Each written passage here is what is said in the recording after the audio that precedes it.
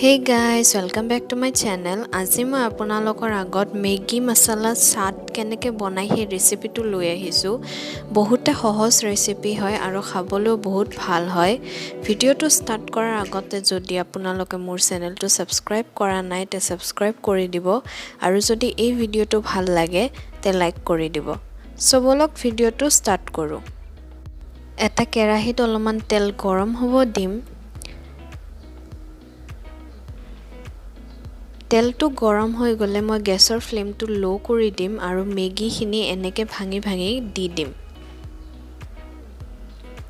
তাৰ পিছত ভালদৰে অলপমান ভাজি লম যেতিয়ালৈকে মেগীখিনিৰ কালাৰ অলপমান চেঞ্জ হৈ নাযায়।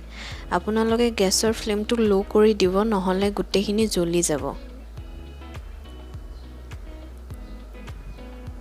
এতিয়া কালাৰটো চেঞ্জ হৈ গল, ইখিনি মই ঠাণ্ডা হ'বৰ কাৰণে থৈ দিম।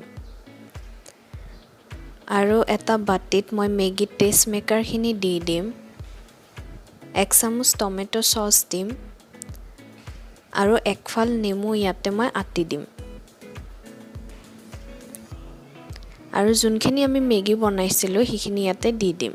ইয়াতে মই পিয়াজ বিলাহী এনেদৰে কাটি লৈছো, সেইখিনি ইয়াতে দি দিম।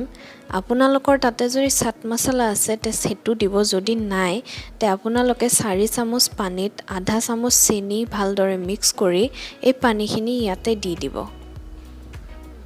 আৰু গুটেখিনি ভালদৰে তলৰ পৰা মিক্স কৰি লম। কেটামান জ্বলা কাটি দিছো, আপোনালোকে যদি নাখায় তেটো নিদিলেও হ'ব।